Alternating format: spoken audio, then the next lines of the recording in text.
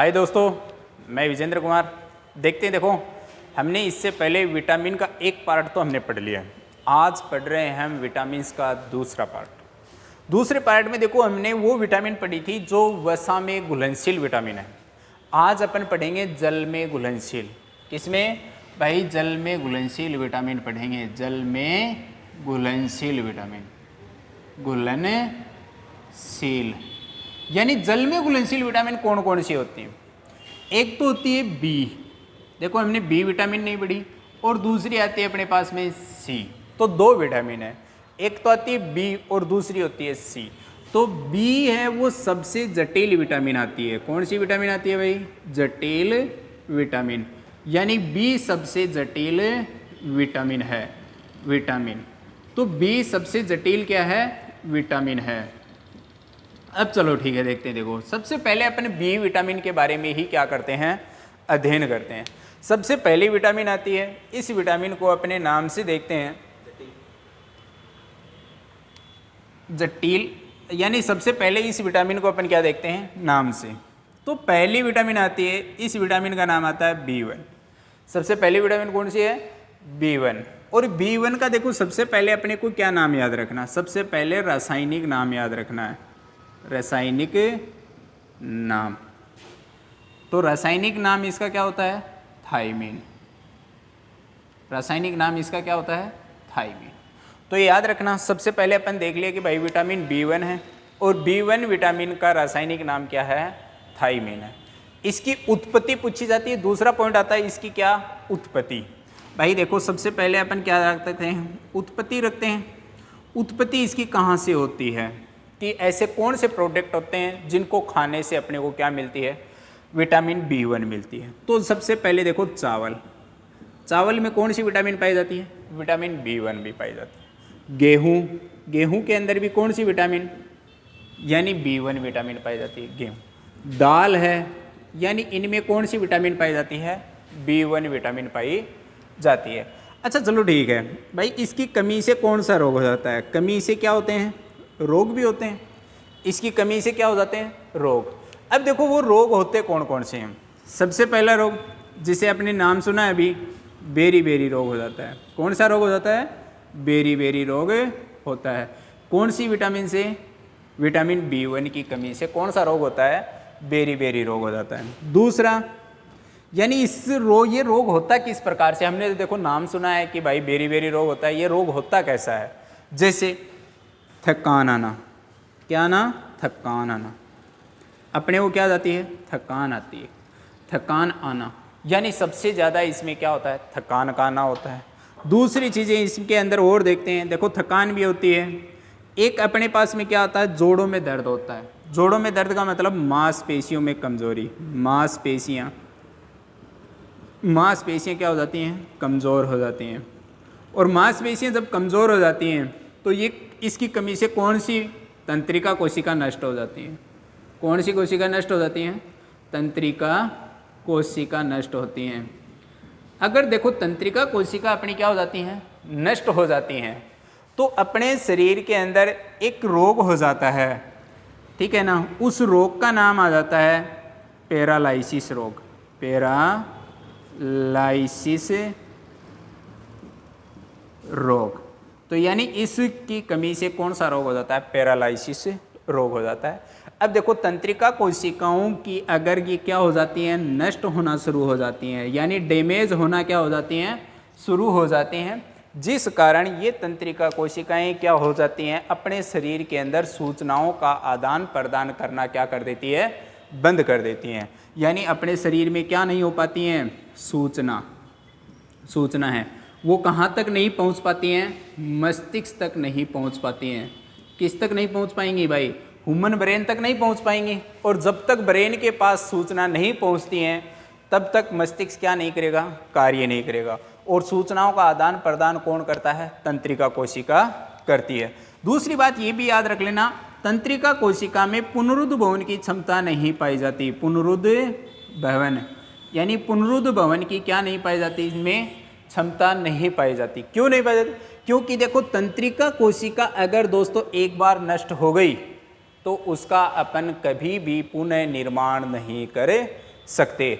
इसलिए कहा जाता है कि मस्तिष्क में भी किसकी क्षमता नहीं पाई जाती, पुनरुद्भवन की क्षमता नहीं पाई जाती, क्योंकि मस्तिष्क भी किससे मिलकर बना होता है, तंत्रिका कोशिकाओं से मिलकर बना हुआ होता है। तो मस्तिष्क में भी पुनरुद्भवन की क्षमता नहीं पाई जाती है। ठीक है, तो धीरे धीरे तंत्रिका कोशिकाएं क्या हो जाती हैं, नष्ट हो जाएंगी। नष्ट हो जाएंगी तो मस्तिष्क के पास क्या नहीं पहुंच पाएंगी, सूचना नहीं पहुंच पाएंगी। ये किसकी कमी के कारण होता है, विटामिन B1 की कमी के कारण होता है। तो देख लो, विटामिन B1 की कमी से रासायनिक नाम याद रखना है, थाइमीन। उत्पत्ति चावल गेहूँ दाल है। कमी बेरी बेरी रोग हो जाता है, थकान आना, मांसपेशियों में क्या आना, कमजोरी आना, तंत्रिका कोशिका क्या हो जाती है, नष्ट हो जाती है, जिस कारण शरीर में कौन सा रोग हो जाता है, पैरालाइसिस रोग हो जाता है। ठीक है, कौन सा रोग हो जाता है, पैरालाइसिस। इसके बाद में आती है विटामिन B2। इसके बाद में अपन कौन सी विटामिन देखेंगे भाई, विटामिन B2 देखेंगे। कौन सी विटामिन देखेंगे भाई, B2 देखेंगे। तो देखते हैं, देखो विटामिन B2,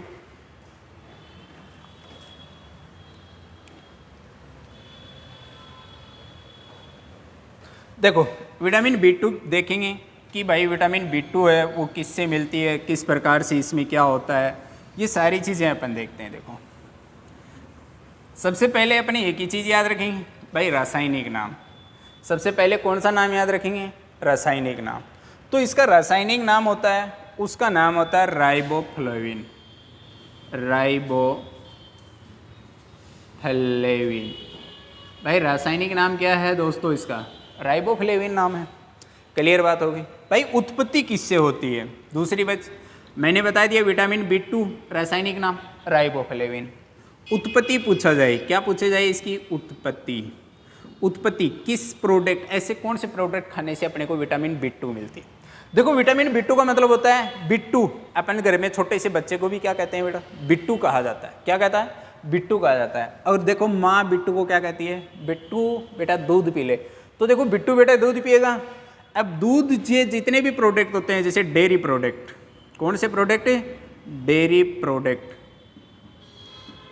डेयरी प्रोडक्ट जितने भी होते हैं, जैसे दूध दही छाछ, इनसे क्या मिलती है अपने को, विटामिन B2 मिलती है। ठीक है ना, कौन सी विटामिन मिलती है, विटामिन B2 का निर्माण होता है शरीर में। दूसरी बात भाई, इसकी कमी हो जाए शरीर में तो भाई निश्चित बात है रोग तो होंगे। तो कमी है तो कमी होंगे तो क्या होगा, देखो सबसे पहले होगा कि कमी हो जाएगी शरीर के अंदर, तो यानी जीभ क्या हो जाती है, लाल हो जाती है। जीभ क्या होगी, लाल होती है। जीभ क्या हो जाती है भाई, लाल हो जाती है। ठीक है, और होठों पर दरारें पड़ जाती हैं। क्या पड़ जाती हैं भाई, होठों पर दरारें। होठ होते हैं ना, होठ, होठों पर दरारें पड़ना, दरारें पड़ना। तीसरा आता है मुँह में छाला होना, मुँह में छाले होना। ये सारी चीज़ें किसके कारण होती हैं भाई, विटामिन B2। अपन देखो मार्केट में जाते हैं तो एक कैप्सूल आते हैं जिसको बोलते हैं Bikka capsule. Bikka capsule, capsule यानी बिक्का के कैप्सूल आते हैं। ठीक है ना, वो अपन क्या करते हैं, ग्रहण करते हैं। ठीक है, तो यानी ये बिक्का कैप्सूल के अंदर ही भी कौन सी विटामिन होती है, विटामिन B2 होती है। देखो इसके ज़्यादा उपयोग नहीं करने चाहिए, यानी विटामिन B2 का क्या नहीं करना चाहिए, अपने को ज़्यादा उपयोग नहीं करना चाहिए, वरना दिक्कत हो जाती है। क्यों हो जाती है, क्यों, देखो ये बिक्का जी के जो कैप्सूल आते हैं, ठीक है, ये क्या काम करते हैं कि यानी जो मैंने आपको कभी बताया होगा, देखो कैप्सूल होते हैं, कैप्सूल, कैप्सूल का जो आवरण होता है, बाहर का जो आवरण होता है, वो हमेशा किसका बना होता है, प्रोटीन का बना होता है। और कौन सी प्रोटीन का बना होता है, जिलेटिन नामक प्रोटीन होती है एक। कौन सी, जिलेटिन नामक क्या होती है, प्रोटीन होती है। देखो जिलेटिन नामक प्रोटीन के क्या बने हुए होते हैं भाई, कैप्सूल बने हुए होते हैं। और जिलेटिन है ये कहाँ से प्राप्त होती है अपने को, जैसे पशु होते हैं ना, पशु, और पशुओं के मांस से, ठीक है, और किससे, हड्डियों से प्राप्त होती है। हड्डियों से क्या होती है, प्राप्त होती है। तो ये याद रखना है इस चीज़ के बारे में। देखो मैंने क्या बताया, विटामिन B2 रासायनिक नाम राइबोफ्लेविन होता है। उत्पत्ति डेयरी प्रोडक्ट्स इसकी क्या होती है, उत्पत्ति होती है। कमी, जीभ क्या हो जाती है, लाल हो जाती है। होठों पर क्या पड़ जाती हैं, दरारें पड़ जाती हैं। मुख में क्या हो जाते हैं भाई, छाले हो जाते हैं। कैप्सूल देखो मैंने बताया कि जो अपन क्या करते हैं B2 विटामिन B2 के बिकाई के कैप्सूल लेकर के आते हैं, और कैप्सूल का जो आवरण होता है वो प्रोटीन का बना होता है। आपसे पूछा जाए कौन सी प्रोटीन का, जिलेटिन प्रोटीन का। और ये जिलेटिन किस में पाई जाती है भाई, पशुओं में पाई जाती है, जो मांस और हड्डियों से क्या की जाती है, प्राप्त की जाती है। तो ये अपने पास में कौन सी हो गई, विटामिन B2 हो गई। इसके बाद में देखते हैं देखो अपन विटामिन B3 के बारे में।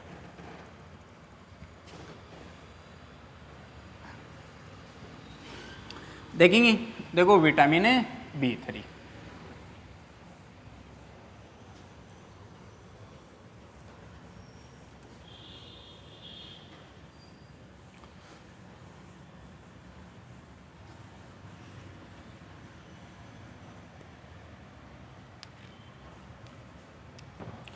देखो, अब यहाँ पे देखेंगे अपन विटामिन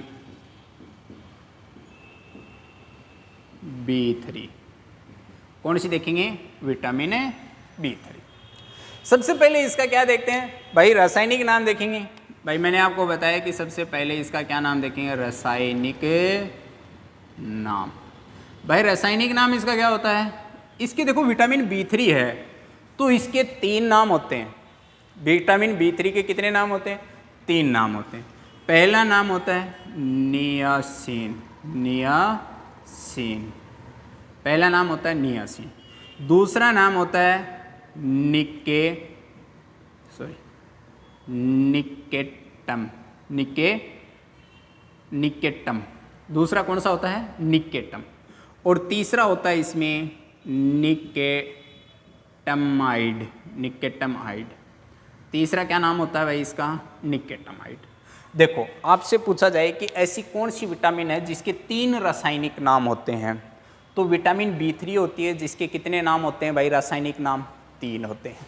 पहला रासायनिक नाम क्या होता है, नियासिन। दूसरा निकेटम, तीसरा निकेटमाइड। तो यानी 3 रासायनिक नाम होते हैं। ठीक है, आपसे पूछा जाए कि सर इसकी उत्पत्ति कहाँ से होती है, भाई उत्पत्ति के बारे में पूछा जाए तो देखो इसकी उत्पत्ति होती है वो अपने को कहाँ से मिलती है।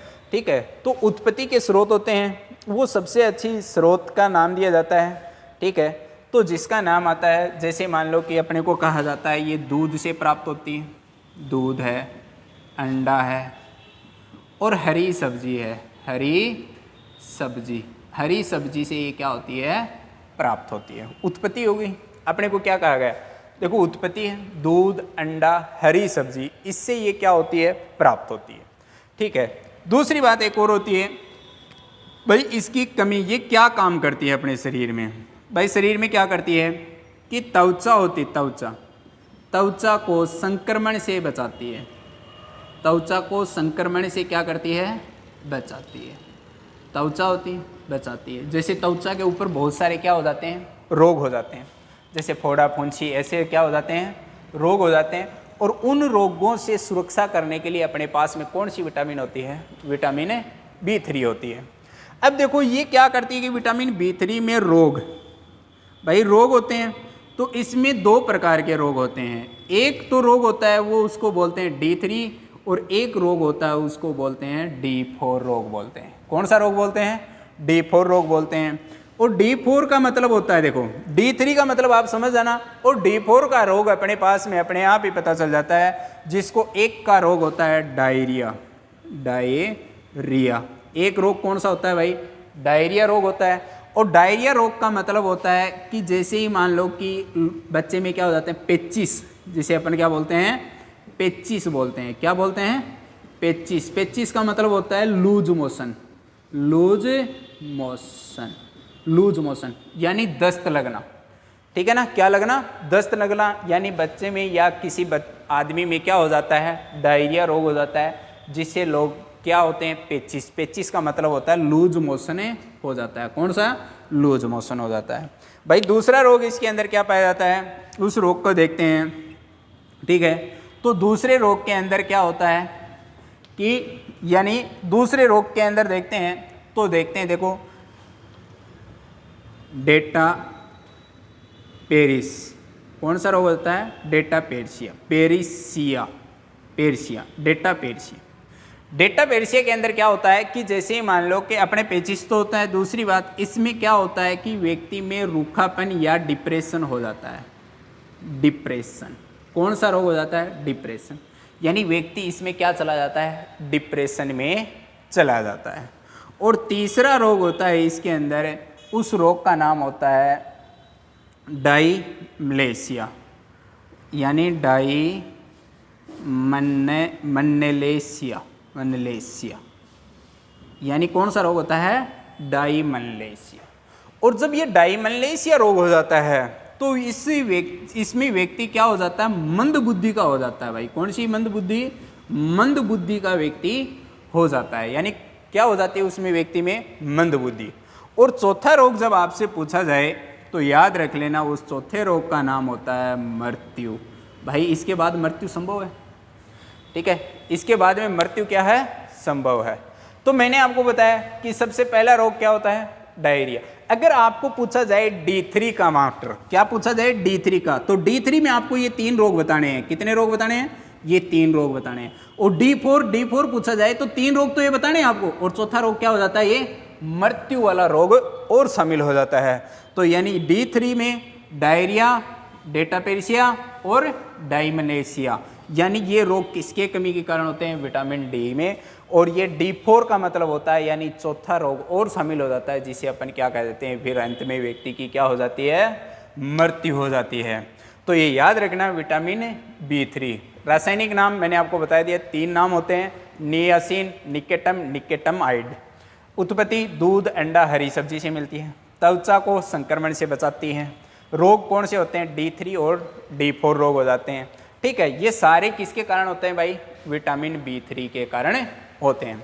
अब नेक्स्ट विटामिन आती है, उस विटामिन का नाम होता है विटामिन B5, ठीक है। तो देखते हैं, देखो विटामिन B5,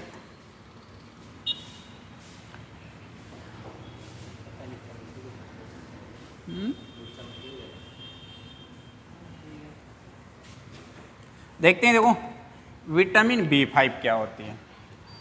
आगे देखते हैं, देखो विटामिन B5,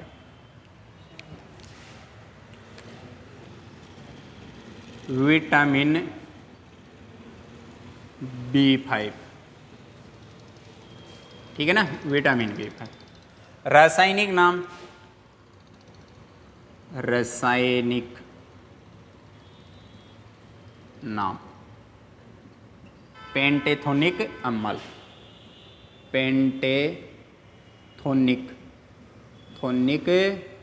अम्ल। देखो पेंटेथोनिक अम्ल, मैंने बताया कि रासायनिक नाम भाई इसका क्या होता है? पेंटेथोनिक अम्ल होता है। अब पेंटेथोनिक अम्ल भी होता है, सारी चीज़ें हो गई, चलो ठीक है भाई। इस विटामिन B5 में और क्या होता है? तो थोड़ा ध्यान देखना कि अपने को पूछा जाता है कि इसकी उत्पत्ति कहाँ से होती है। तो ये उत्पत्ति का विशेष तौर से याद रखना कि भाई इसकी उत्पत्ति कहाँ से होती है, तो विशेष रूप से है। तो आपको याद रखना, जो डेयरी प्रोडक्ट होते हैं, ठीक है ना, डेयरी प्रोडक्ट, डेयरी प्रोडक्ट होते हैं, उनसे अपने को क्या प्राप्त होती है? Vitamin B5। अब चलो ठीक है भाई, डेयरी प्रोडक्ट से विटामिन B5 प्राप्त होती है। अब इसमें ये देखते हैं कि सर इससे होता क्या क्या है। देखो विटामिन B5 पर एक बार एक क्वेश्चन पूछा गया था कि डेयरी मिल्क के अंदर भी विटामिन B5 पाई जाती है। एक चॉकलेट आती है डेयरी मिल्क, और डेयरी मिल्क के अंदर क्या पाई जाती है? विटामिन B5 पाई जाती है। दूसरी बात यह आती है कि अति ज़्यादा डेयरी मिल्क नहीं खानी चाहिए, क्योंकि कहने का मतलब आप सोचते होंगे कि भाई डेयरी मिल्क में विटामिन B5 आती है तो हमें ये ज़्यादा खानी चाहिए। नहीं, क्योंकि डेयरी मिल्क के अंदर क्या होती है? जिंक की मात्रा होती है। किसकी मात्रा होती है भाई? जिंक की। अब आप सोचते हो कि सर डेयरी मिल्क में जिंक की मात्रा कहाँ से आई? जब डेयरी मिल्क को बनाया जाता है तो इसमें वनस्पति घी मिलाया जाता है, यानी वनस्पति घी मिलाते हैं। और वनस्पति घी के साथ में इसमें क्या, कौन सी गैस प्रवाहित की जाती है? कार्बन डाइऑक्साइड गैस प्रवाहित की जाती है। और जिंक, यानी वनस्पति घी है वो किससे मिलता है? जिंक से बनता है। किससे बनता है? जिंक से। जब ये दोनों गैसें इसके अंदर प्रवाहित की जाती हैं तो इसमें डेयरी मिल्क में जिंक की कुछ मात्रा रह जाती है, जो अपने दांतों को नुकसान पहुंचाती है। अपने जो दांत होते हैं उनको क्या पहुंचाती है? नुकसान पहुंचाती है। तो यानी मैंने बताया कि देखो ध्यान से देखना कि डेयरी मिल्क, इसमें जिंक की मात्रा, भाई जिंक की मात्रा किसमें आई, वनस्पति घी और कार्बन डाइऑक्साइड इसमें क्या की जाती है, प्रवाहित की जाती है। और वनस्पति घी के अंदर किसकी मात्रा होती है, जिंक की मात्रा होती है। और ये इसकी जिंक की कुछ मात्रा किस में रह जाती है, डेयरी मिल्क में रह जाती है, जो अत्यधिक डेयरी मिल्क खाने से यानी दांत क्या हो जाते हैं, क्षतिग्रस्त हो जाते हैं या नष्ट होने शुरू हो जाते हैं। तो दूसरी बात ये होगी भाई इसकी कमी से रोग होंगे, तो भाई कमी से तो क्या होते हैं, रोग ही होते हैं। अब देखो सबसे पहला क्या होता है कि इसमें बाल क्या हो जाते हैं, सफ़ेद हो जाते हैं, बालों का सफ़ेद होना, यानी बालों का क्या होना, सफ़ेद होना। तो यानी ये किसका कारण है, विटामिन B5 का। दूसरा बालों का झड़ना, ये भी किसका कारण होता है, इसी का ही विटामिन B5 का कारण होता है। यानी बालों का सफ़ेद होना, बालों का झड़ना, ये सारी चीज़ें किस में आती हैं, विटामिन B5 के। देखो बालों का सफ़ेद होना और बालों का झड़ना ये विटामिन B7 में भी आता है, किस में आएगा, B7 में भी आएगा। तो ये भी विशेष तौर से याद रख लेना। मैं आपको ये बता देता हूँ कि बालों के अध्ययन को क्या कहा जाता है, बालों के अध्ययन को क्या कहा जाता है, भाई बालों के अध्ययन होता है उसको अपन क्या कहेंगे, तो बालों के अध्ययन को क्या कहा जाता है, ट्रेकोलॉजी, ट्रेकोलॉजी कहा जाता है। बालों के अध्ययन को क्या कहा जाता है, ट्रेकोलॉजी कहा जाता है। ठीक है, ये भी विशेष तौर से याद रख लेना कि भाई बालों के अध्ययन को क्या कहा जाता है, ट्रेकोलॉजी। और अपने को एक क्वेश्चन भी पूछा जाता है कि बाल और नाखून किसके बने होते हैं, बाल या नाखून, नाखून में कौन सी प्रोटीन होती है, कौन सी प्रोटीन। तो ये आपसे कई बार पूछा जाता है कि बाल और नाखून में कौन सी प्रोटीन होती है, तो ये याद रखना कि इनमें केरोटीन नामक प्रोटीन होती है, केरोटीन। तो देखो केरोटीन प्रोटीन होती है, ये भी कितने प्रकार की होती है, 3 प्रकार की होती है। भाई केरोटीन प्रोटीन है, ये भी कितने प्रकार की होती है, 3 प्रकार की होती है। तो सबसे पहले अपन देखते हैं, देखो केरोटीन प्रोटीन कितने, 3 प्रकार की। सबसे पहले होती है अल्फा, इसके बाद में आती है बीटा और इसके बाद में आती है गामा कैरोटीन। कितने, 3, अल्फा कैरोटीन, बीटा कैरोटीन और गामा कैरोटीन, 3 प्रकार की प्रोटीन होती है। अपने बालों के अंदर अल्फा कैरोटीन पाई जाती है, यानी मानव के जो बाल होते हैं उसमें कौन सी प्रोटीन पाई जाती है, अल्फा कैरोटीन पाई जाती है। और पूछा जाए कि बीटा कैरोटीन, बीटा कैरोटीन होती है वो मकड़ी के जाल में पाई जाती है, मकड़ी के जाल में। तो मकड़ी के जाल में कौन सी प्रोटीन पाई जाती है, तो याद रखने ना, बीटा कैरोटीन नामक प्रोटीन पाई जाती है। और गामा कैरोटीन किस में पाई जाती है, ये भैंसों के खुर वगैरह होते हैं ना, खुर, भैंस के खुर वगैरह होते हैं, उन खुरों के अंदर कौन सी प्रोटीन पाई जाती है, गामा प्रोटीन पाई जाती है। अब देखो दूसरी बात मैं बताता हूं आपको यहां पे कि अगर बालों में किसकी अधिकता हो जाए, प्रोटीन की अधिकता हो जाए, प्रोटीन, प्रोटीन तो क्या हो जाए, अधिक हो जाए, प्रोटीन अधिक हो जाए और फास्फोरस क्या हो जाए, कम हो जाए, यानी फास्फोरस क्या हो जाए, कम हो जाए, यानी प्रोटीन तो क्या हो जाए, अधिक हो जाए और फास्फोरस दोस्तों क्या हो जाए, कम हो जाए, तो उस स्थिति में बाल क्या हो जाते हैं, घुंघराले हो जाते हैं, घुंघराले, बाल क्या हो जाते हैं, घुंघराले प्रकृति के हो जाते हैं। तो याद रखो, देखो वेस्ट इंडीज के लोगों के बाल कैसे होते हैं, घुंघराले प्रकृति के होते हैं। क्यों, क्योंकि उनके बालों में प्रोटीन तो अधिक होता है लेकिन फास्फोरस उनमें क्या पाया जाता है, कम पाया जाता है, जिस कारण बाल उनके क्या हो जाते हैं, घुंघराले हो जाते हैं। तो ये अपने पास में कौन सी होती है, विटामिन B5 होती है। ठीक है, ये कौन सी विटामिन होती है, विटामिन B5। इसके बाद में देखते हैं कि नई विटामिन, विटामिन B6, कौन सी विटामिन देखेंगे, B6 सारी।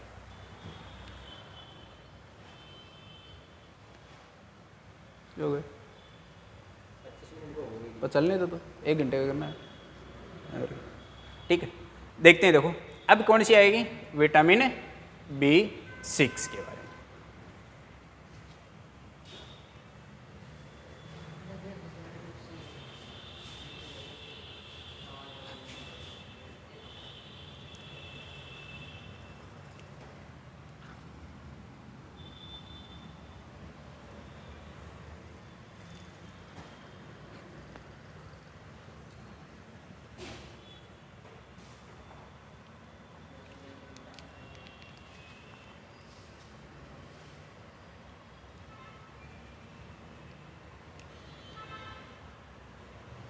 देखो अब नेक्स्ट आती है विटामिन अपने पास में विटामिन B6, विटामिन B6। चलो ठीक है, विटामिन B6 रासायनिक नाम पूछा जाता है, रासायनिक नाम, रासायनिक नाम। तो रासायनिक नाम पूछा जाएगा तो पैराडॉक्सिन, पेरोडॉक्सिन भी बोल देते हैं या पैराडॉक्सिन, पैराडॉक्सिन। कौन सा नाम होता है भाई इसका? पैराडॉक्सिन। चलो ठीक है, विटामिन B6 का रासायनिक नाम क्या होगा? पैराडॉक्सिन। अपने को पूछी जाती है सर इसकी उत्पत्ति, उत्पत्ति भी पूछेंगे भाई। देखो उत्पत्ति किससे होती है? तो नारियल पानी से होती है, नारियल पानी। तो सबसे ज़्यादा ये किस में पाई जाती है? नारियल पानी में पाई जाती है उत्पत्ति, नारियल पानी में। ठीक है, तो यानी विटामिन B6 की उत्पत्ति किससे होती है? नारियल पानी में। अब देखो इसकी कमी से क्या हो जाते हैं? रोग हो जाते हैं भाई। ज़्यादा तो नहीं है इसके बारे में। देखो विटामिन B6 की कमी से क्या होते हैं? रोग होते हैं। यानी शरीर में क्या हो जाता है? किडनी होती है ना, किडनी, किडनी में स्टोन जमा हो जाता है, स्टोन। और स्टोन कौन सा? जैसे कैल्शियम ऑक्जिलेटेड बोलते हैं, calcium, calcium oxalate, oxalate, calcium oxalate. यानी इसको हिंदी में कहा जाता है पत्थरी पड़ना। क्या पड़ना? पत्थरी पड़ना। ठीक है, यानी मैंने बताया कि विटामिन B6, इस विटामिन B6 का दूसरा नाम भी होता है, इसे एम विटामिन भी कहते हैं। इसे क्या कहते हैं? एम विटामिन भी कहते हैं, विटामिन B6। यानी इसकी उत्पत्ति होती है नारियल पानी से, कमी से किडनी में क्या जमा हो जाता है? स्टोन जमा हो जाता है, जिसे अपन क्या बोलते हैं? कैल्शियम ऑक्जिलेटेड बोलते हैं।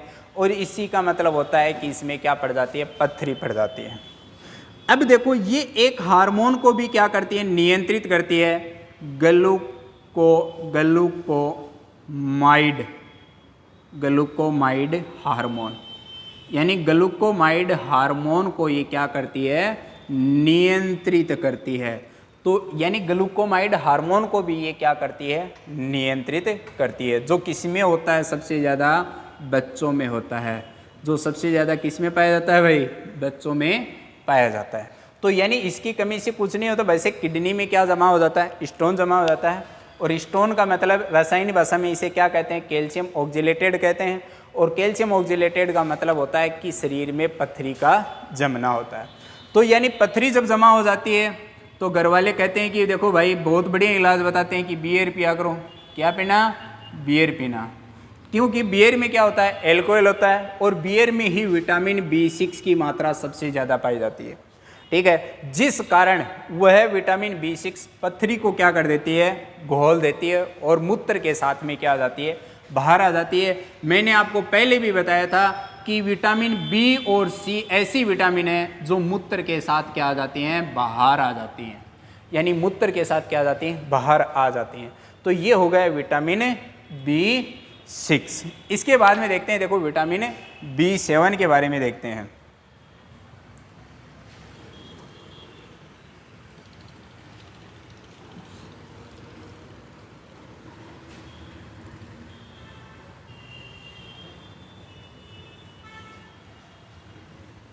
जाओ से छोड़ दो, छोड़ दो, जाओ, कोई दिक्कत कर लेंगे। चलो ठीक है, अब देखते हैं। देखो विटामिन B7, विटामिन B7। देखो विटामिन B7 में क्या होता है? सबसे पहले रासायनिक नाम, निक नाम। तो इसका रासायनिक नाम क्या होता है भाई? Biotin, biotin.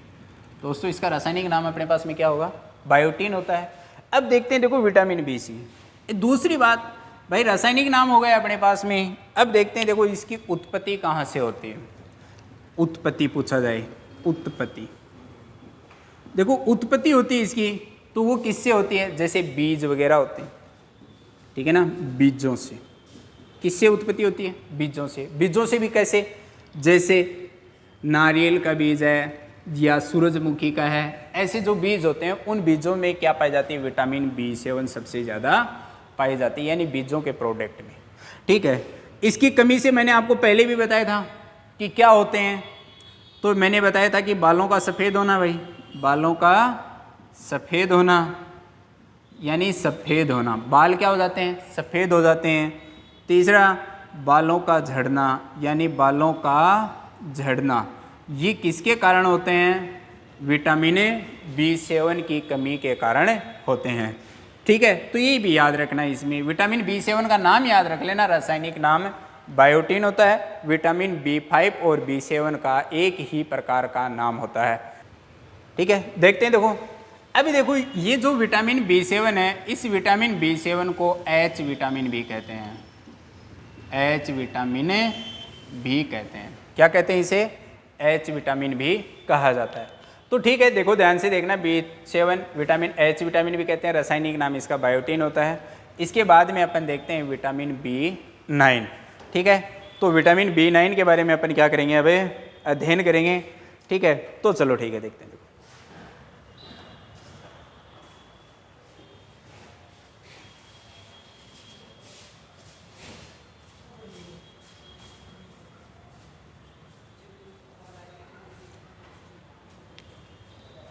देखो, विटामिन B9, ठीक है भाई, रासायनिक नाम पूछा जाए, रासायनिक नाम, तो रासायनिक नाम इसका क्या होता है, देखो दोस्तों, इसके रासायनिक नाम होता है वो इसी के ऊपर है, मैलिक अम्ल, मैलिक अम्ल, मैलिक अम्ल या फोलिक अम्ल भी बोलते हैं इसे, फोलिक अम्ल। ठीक है, क्या बोलते हैं इसे, फोलिक अम्ल। देखो मैलिक अम्ल सबसे ज़्यादा इसकी उत्पत्ति मान लेते हैं भाई, उत्पत्ति किस में पाई जाती है, सेव में पाई जाती है। किस में, सेव, आम, सेव है, आम है, मूंगफली, मूंगफली में भी क्या पाई जाती है, विटामिन B9 पाई जाती है। अब देखो भाई, कोई दिक्कत की बात नहीं है, इसमें क्या होता है, कमी से क्या हो जाते हैं, रोग, भाई इसकी कमी से क्या हो जाते हैं, रोग। ये आरबीसी के निर्माण में सहायक है, वैसे याद रख लेना कि आरबीसी के निर्माण में सहायक है, आरबीसी के निर्माण में क्या है, सहायक है, सहायक, यानी आरबीसी के निर्माण में ये क्या होती है, सहायक होती है। यानी आरबीसी में ऑक्सीजन की कमी हो जाती है, इसकी कमी से ऑक्सीजन की क्या हो जाती है, ऑक्सीजन की कमी हो जाती है, कमी हो जाती है। किसकी कमी से, यानी विटामिन B9 की कमी से आरबीसी में ऑक्सीजन की क्या हो जाती है, कमी हो जाती है, जिस कारण एक रोग हो जाता है, और जिस रोग का नाम होता है माइल्ड एनीमिया, माइल्ड एनीमिया रोग हो जाता है, एनीमिया रोग हो जाता है। कौन सा रोग हो जाता है भाई, इसे माइल्ड एनीमिया रोग हो जाता है। कौन सा रोग होगा, माइल्ड एनीमिया रोग हो जाता है। तो ये हमेशा याद रखना, ये किसकी कमी से, विटामिन B9, यानी रासायनिक नाम मैलिक अम्ल या फोलिक अम्ल, उत्पत्ति सेव, आम, मूंगफली। ठीक है, आरबीसी के निर्माण में ये क्या होती है, सहायक होती है। आरबीसी में ऑक्सीजन की क्या हो जाती है, कमी हो जाती है, जिस कारण एक रोग हो जाता है, जिसे अपन बोलते हैं माइल्ड एनीमिया रोग बोलते हैं। इसके बाद में विटामिन आती है, उस विटामिन का नाम आता है B12। ठीक है, यानी बी परिवार की अंतिम विटामिन आती है, जिसका अपन नाम बोलते हैं B12। ठीक है, कौन सी विटामिन आएगी भाई, B12 विटामिन। ठीक है, तो यहाँ पे लिख देते हैं B12, यानी B12। ठीक है, तो B12 के अंदर क्या होता है कि इसका रासायनिक नाम, रासायनिक नाम, भाई रासायनिक नाम देखेंगे, तो रासायनिक नाम देखेंगे तो उसका रासायनिक नाम होता है साइनोकोबालमिन, साइनोकोबालमिन, कोबालमिन, साइनोकोबालमिन। अब देखो इसी कोबालमिन के अंदर एक वर्ड निकल के आता है, कोबाल्ट। क्या वर्ड निकल के आता है, कोबाल्ट निकल के आया, और कोबाल्ट का सूत्र होता है CO। भाई कोबाल्ट निकल के आया और कोबाल्ट निकल के आता है, तो ये भी थोड़ा सा याद रखना कि इस कौन सी विटामिन है जिसमें कोबाल्ट की मात्रा पाई जाती है, तो विटामिन B12 है। ठीक है, इसकी क्या पूछी जाती है अपने को, उत्पत्ति पूछी जाती है। उत्पत्ति देखो वैसे तो इसका निर्माण शरीर में होता है, वो भी मैं बता दूंगा। देखो कोबाल्ट उत्पत्ति किसमें, बारिश के पानी में, यानी कौन से पानी में भाई, बारिश के पानी में इसकी क्या होती है, उत्पत्ति होती है। यानी कौन से, बारिश के पानी में, सर्वाधिक मात्रा में बारिश के पानी में विटामिन B12 का निर्माण होता है। इसकी उत्पत्ति देखो कहाँ होती है, शरीर में उत्पत्ति होती है। अब देखो शरीर में कौन कौन सी विटामिनों का निर्माण होता है, D का होता है, K का होता है और B12 का निर्माण होता है। ये शरीर में 3 विटामिन होती हैं जिनका शरीर में क्या होता है, निर्माण होता है। अब चलो देखते हैं, देखो भाई शरीर के अंदर ऐसी कौन कौन सी चीज़ें आती हैं वो भी चलो देख लेते हैं कि इसका निर्माण कहाँ से होगा। मैंने बताया था कि बड़ी आंत होती है, इसका निर्माण कहाँ होता है, बड़ी आंतर में होता है। और बड़ी आंतर के 3 पार्ट होते हैं, एक पार्ट होता है सिक्कम, दूसरा कलोन और एक होता है रेक्टम। ठीक है, तो यानी इसका निर्माण किस में होता है भाई, कोलोन में होता है। किसका, यानी विटामिन B12 का निर्माण किस में होता है, कलोन में होता है, कलोन। और कलोन में कौन करता है, ई कोलाई। कौन करता है, ई कोलाई। ई कोलाई को खाने के रूप में अपन क्या देते हैं, अपशिष्ट पदार्थ। कौन सा देते हैं, अपशिष्ट पदार्थ देते हैं। और अपशिष्ट के पदार्थ के बदले में ये अपने को 2 विटामिन देता है, विटामिन K और विटामिन B12 का निर्माण करता है। ठीक है, ये विटामिन भी RBC में सहायक होती है, RBC के निर्माण में सहायक होती है। निर्माण यानी RBC के निर्माण में क्या होती है, सहायक होती है। ठीक है, और इसकी कमी हो जाती है विटामिन B12 की तो एक रोग हो जाता है। कमी से क्या हो जाता है, रोग। देखो RBC के निर्माण में होता है, कमी से क्या हो जाता है भाई, रोग। कमी से क्या हो जाएगा, रोग होगा। और वो रोग का नाम होता है एनीमिया रोग। कौन सा रोग होता है, एनीमिया रोग। एनीमिया रोग हो जाता है। और कौन सा एनीमिया, पैराथोनिक एनीमिया रोग हो जाता है। यानी विटामिन B12 के कारण पैराथोनिक एनीमिया रोग हो जाता है, जो किसमें पाया जाता है, वयस्क में पाया जाता है। किसमें, वयस्क में पाया जाता है। तो ये हो गई अपनी कौन सी विटामिन, B12 विटामिन हो गई। अब एक विटामिन और बचती है। आपको कई बार पूछा जाता है कि सब्जी धोने से कौन सी विटामिन नष्ट हो जाती है, तो विटामिन B1 नष्ट हो जाती है। ये भी याद रखना कि सब्जी धोने से कौन सी विटामिन नष्ट हो जाती है, तो विटामिन B1 नष्ट हो जाती है। दोस्तों कौन सी विटामिन नष्ट हो जाती है, B1 विटामिन क्या हो जाती है, नष्ट हो जाती है। अब आती है लास्ट विटामिन, आती है आपकी विटामिन C।